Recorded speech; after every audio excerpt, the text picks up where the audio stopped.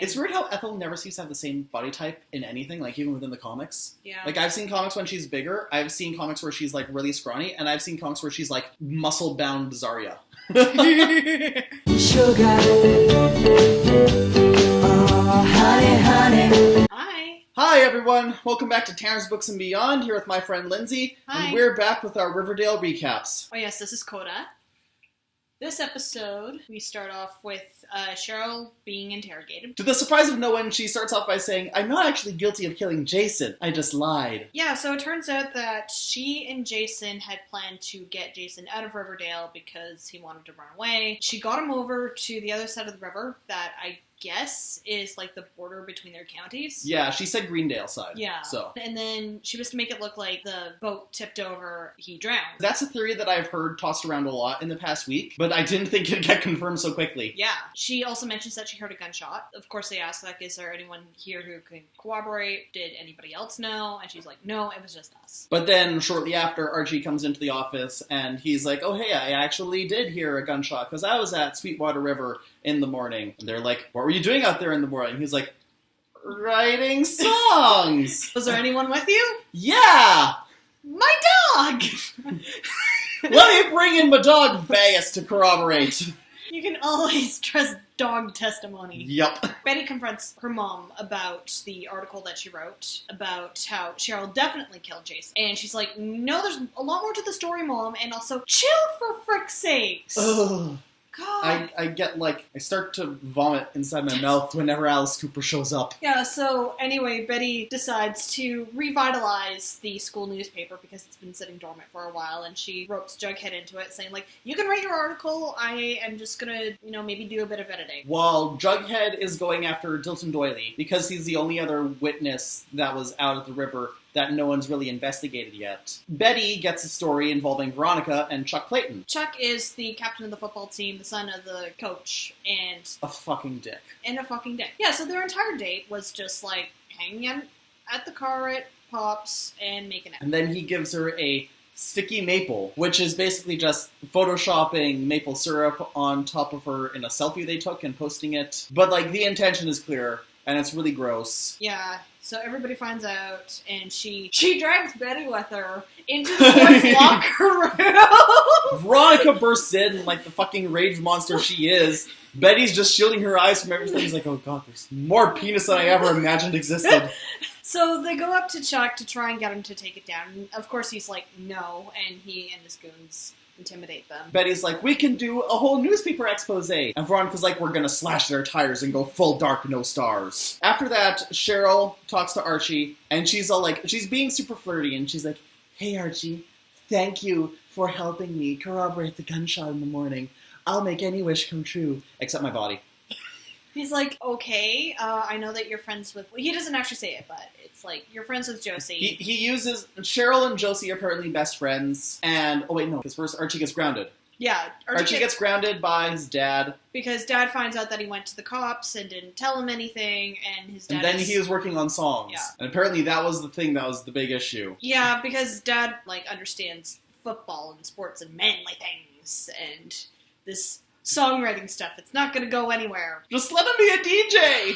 So anyway, Dad grounds him with a 7 o'clock curfew, which, if you think about it, most schools are out at about 3:30. So that's 3.5 hours. Yeah. But Archie still has to sneak out to get tutoring from the Pussycats. Because apparently they practice really late at night at school, which is weird. Yeah. Well, Brady rounds up a whole bunch of girls who have unfortunately been slut-shamed by the football team. And including Ethel Muggs. Yeah, poor Ethel. Yeah. Also Barb. Yeah!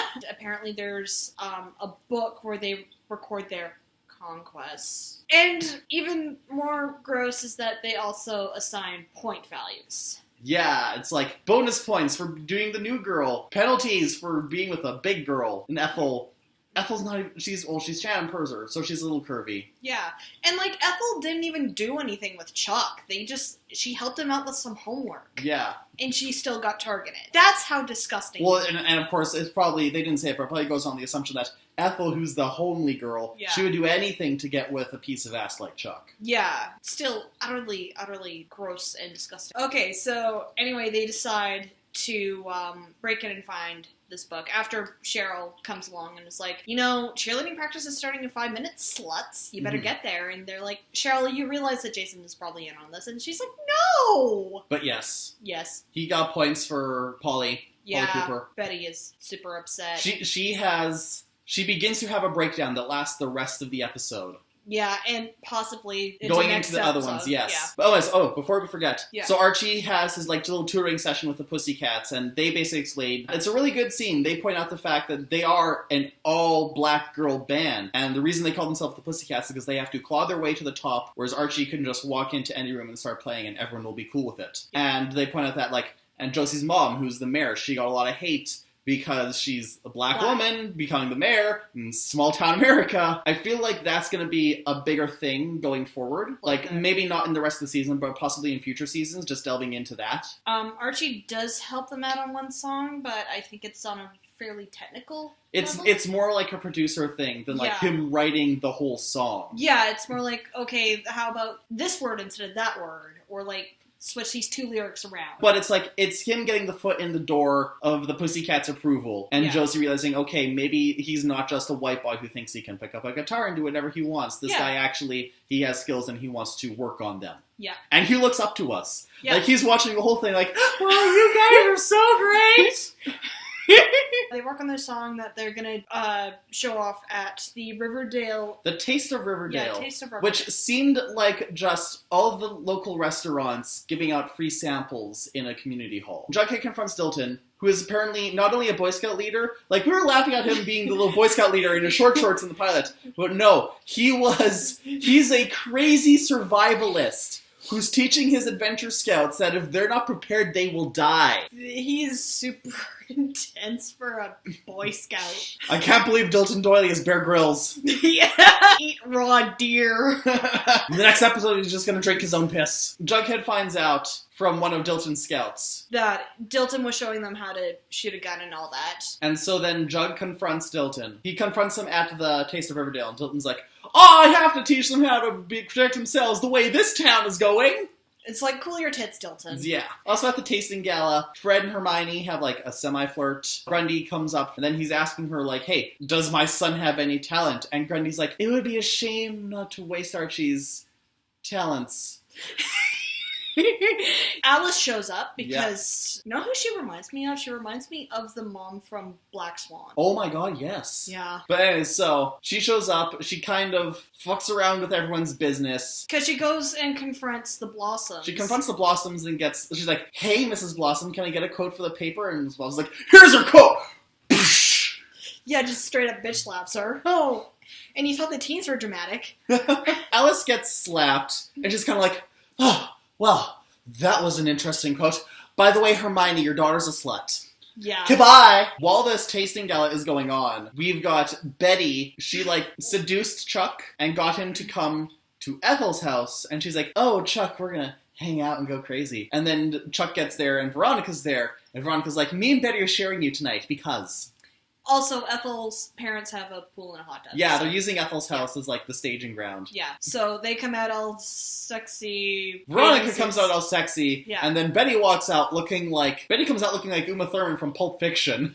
She's like, Betty's not here tonight, so she sent me instead. Downhill from there. Yeah, so they get Chuck into the hot tub. Betty puts something in his drink. What was it? Muscle relaxant. Yeah, muscle relaxant. And then they got him cuffed to the sides of the hot tub. And then Betty starts cranking the volume.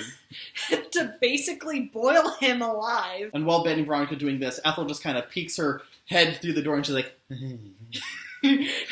And then Veronica's recording it, and they're like, admit that the book is real and you guys kept score! He's like, okay, fine, I did it, now let me go! And then Betty goes, she comes 100%... unhinged. Yes. She, shoving his head into the pool with her foot, pouring maple syrup on him. Calling him Jason. Yeah, she starts referring to herself as Polly. Yeah. She said, apologize what you did for me, Jason. You broke me, Jason! He's, of course, freaking out, because... Yeah. And Veronica's like, Betty, I think you're I'm having a concern. So she finally stopped. So the fallout from all of this is Betty decides to go with the expose Yeah. instead of posting the video and all that stuff. Betty and Veronica do get like a slap on the wrist. They get heck for it because they didn't go to Weatherby. But Weatherby cuts Chuck and his goons from the football team, which apparently didn't involve Reggie or Moose. And it makes sense with Moose, I guess, because... Yeah, I'm surprised Reggie wasn't involved. Yeah, well, they probably don't want to go too dark with Reggie because they might want to redeem him at some point. Yeah. And I guess it's good that,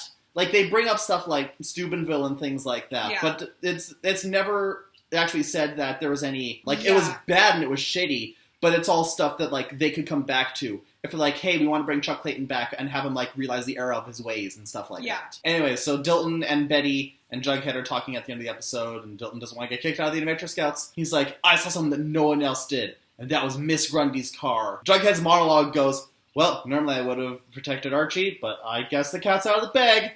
Whoops. Oh, darn, I'm sorry, Archie. I guess we had to turn in your stat rapist. Stop deluding yourself about this relationship. Oh, jeez. Yeah. Sometimes we have to hurt you to help you. Yeah. Alright, so, theory time. I have 3 theories. 2 of them about Jason, and they are polar opposites. Okay, so one of them is going by the patterns of Jason was a douchebag, and he hurt Polly, and he stole her lipstick.